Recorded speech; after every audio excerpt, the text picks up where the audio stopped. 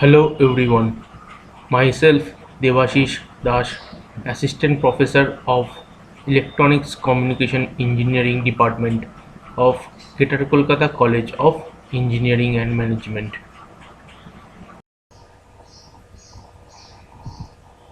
In this video, we are going to study about the different topics of analog electronics and its applications, how the analog electronics apply in our different fields of electronics. In this video we are going to study about it, different circuits and its part we are explaining one by one in this topic. Analog electronics. This course is mainly for BTech students of electrical engineering of third semester. The paper code is PCEE 301. Hello, welcome to another session of my video lecture. In this session, we are going to cover up the following topics: the concept of DC load line, the transistor load line analysis, the load line graph, and Q point. So, we are going to discuss all of this topic one by one. So, let us begin. First, we are going to discuss about the concept of DC load line. The operating condition of a transistor are determined by the following two characteristics. First, the VCE, the collector to emitter voltage, and IC, that means it is the collector current of the transistor. So these two parameters are very well required for analysis of a DC load line. So let us see the transistor load line analysis. In transistor, the circuit analysis is necessary to determine collector current for various VCE, that means emitter to collector voltage. One method is we can determine the collector current at any discrete desired VCE voltage, that means the collector to emitter voltage from the output characteristics. More conveniently, we can use load line analysis to determine operating point. Transistor load line analysis. This is a very important picture to analyze DC load line analysis. Consider a common emitter configurations. That means it is a common emitter configurations of a transistor. That means the emitter of the transistor, there are three terminals of a transistor: the emitter, the base, and the collector. The emitter terminal of the transistor, it is the NPN transistor. That means the arrow is in outer side of the transistor, so it is the NPN transistor, and this emitter is common for input and output. So that is why it is called the common emitter configuration of the transistor. So for the common emitter configuration is shown, there is no input signal. Here did not apply any input signal. Apply KVL, that means the Kirchhoff voltage law.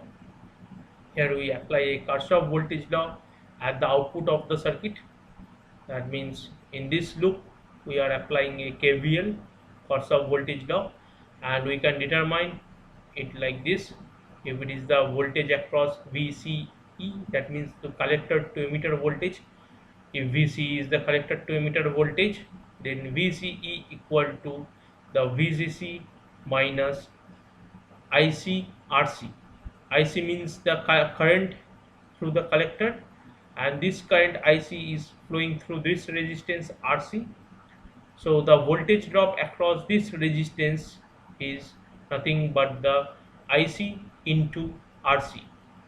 That is the it is the voltage drop across this resistance. So the total voltage drop, this total voltage drop equal to this plus this. So if we find this voltage, so it is VCC minus this voltage, and this voltage is nothing but the IC into RC. So in this way we determine this output expression with the help of the Kirchhoff's voltage law, and we can find this expression from the output loop of this circuit. So when the collector current, it is the output equation, when the collector current IC equal to 0, that means when there is a no current flow through this resistance, then the collector to emitter voltage is maximum. So the collector to emitter voltage is maximum and equal to VCC. That means if I put these equations VCC minus ICR and put IC equal to 0, so that this term is going to 0, and we can get only the VCC. Here we can get the VCC as this term is 0 due to the IC equal to 0. So as the IC equal to 0, and this term is going to vanish, and we can get only VCE as VCC. So when I is equal to 0, we can get the VCC as in case of VCE. When the collector to emitter voltage, that means VCE equal to 0. That means if this voltage equal to 0, we take two conditions. One condition when IC equal to 0, that means when there is no collector current flowing. At that time the voltage across the collector to emitter is VCC, and when the voltage across the collector to emitter, that means VCE equal to 0, at that time the equations look like something like this. This is the equations, we put VCE as 0, and we can get VCC minus IC RC, and we can get the maximum current at maximum IC equal to VCC by RC. So it is the maximum current flowing through the circuit, and if the current is 0, IC equal to 0, then the voltage drop across the collector to emitter is VCC. So these two are the major cases for this DC analysis of a transistor in common emitter configuration. So in this way we can find out a graphical representation of IC versus VCE, and we can get 2-point VCC and VCC by RC, which is the maximum current, and when the current is 0, we can get a maximum voltage drop across the VCE, which is nothing but the supply voltage VCC. So in this way we can get a linear or a straight line graph, which is known as the DC load line of a transistor. We will discuss it more deeply in our coming slide. So let us see. So we are discussing the DC load line of a transistor.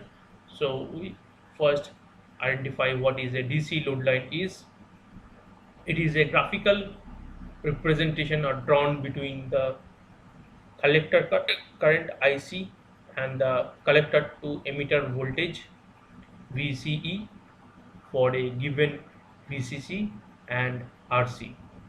So it is the very important thing. It is nothing but a graphical drawn between the IC collector current and the collector to emitter voltage VCE. So it is the all about the DC load line.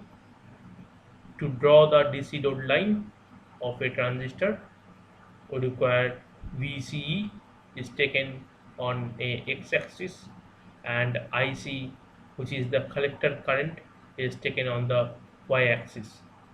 So we have to take the VCE, that means the emitter to collector voltage in x-axis, and IC, that means the collector current in the y-axis of the graph. In this way, we are going to plot the DC load line for a transistor. How we can draw the DC load line? Only 2 points, cutoff point and the saturation points, are required. Line joining these 2 points is known as a load line or the DC load line. So there are 2 points, cutoff point and the saturation point. These two are the main important thing. Determinations of cutoff point. First we determine the cutoff point. We have already discussed about it. So let us see more deeply about these equations. The output equations of a transistor is in common emitter configuration, which is CE mode, is given by the VCC equal to VCE plus IC RC. When the transistor is in cutoff state, so the IC equal to 0, that means there is no collector current flowing through the transistor and the transistor is in off state, and it is due to happen when there is a no base current flowing on the transistor, and at that time the transistor is in off state and the IC, that means the collector current, is 0, almost 0. So at that point we can get VCC equal to VCE, that means the whole supply voltage is came across the collector to emitter voltage. So it is the first case for the cutoff point, determination of cutoff point. In this way we can determine the cutoff point. Hence cutoff point is equal to VCE when the IC is 0. Determination of saturation point. In saturation, in case of the saturation of a transistor, the VCE of the transistor is 0, that is the maximum current flowing through the transistor, and hence at this time the VCC equal to IC RC. So the IC, we can find it out at VCC by RC. So in this way we can find out the saturation point, that means for VCE equal to 0 and the IC equal to VCC by RC. In this way we can find out the two different points. One is cutoff point and another is saturation point of the transistor. So if we plot these 2 points in a linear graph, which is in x-axis there is a VCE, that means the collector to emitter voltage, which is plot in the x-axis, and in the y-axis we are going to plot the IC, that means the collector current through the transistor. In this way we can, if I take the two extreme point, one is cutoff point, another is saturation point, there will be 2 points for CE, VCE. When the VCE is 0, we can get the maximum current, which is determined by VCC by RC, which is this point, which is known as saturation point. And another point is cutoff point, when the IC is 0 and we get the entire voltage as VCE equal to VCC, which is the supply voltage. At this point we can get the cutoff point and the IC is 0. So if I join these 2 points, we can get a DC load line of the transistor. So in this way we plot a DC load line of a transistor and determine how the DC load line will look like. So DC load line represents all possible DCs operating point of a transistor for a specified value of VCC and RC. That means the supply voltage and the resistance, collector resistance, or the load resistance, you can say. So in this way, the DC load lines is being plotted. The lower end of the DC load line is called the cutoff point. The upper end of the DC load line is known as the saturation point. The entire region between these 2 points, that means for the cutoff point and the saturation point, indicates the active region of the transistor. So it is the very important thing. The entire region between the 2 points, that means the cutoff point and the saturation point, is known as the active region of the transistor. The operating point, now we are going to come in the operating point. The zero signal value of IC and VCE are known as the operating point. This is called the operating point because the variations of IC take place about this point. It is also known as quotient point or the Q point, which is the operating point. Here you can see in the graph, it's very clear when these are the characteristics, output characteristics of a transistor, and it is the DC load line, whatever we discussed in the previous slides. In this way, at the point where the output characteristics of the transistors cuts this point, this is known as the quotient point or the Q point. So in this way, it is the major operating point of the transistor of an amplifier or any other cases when the transistor is in being operated.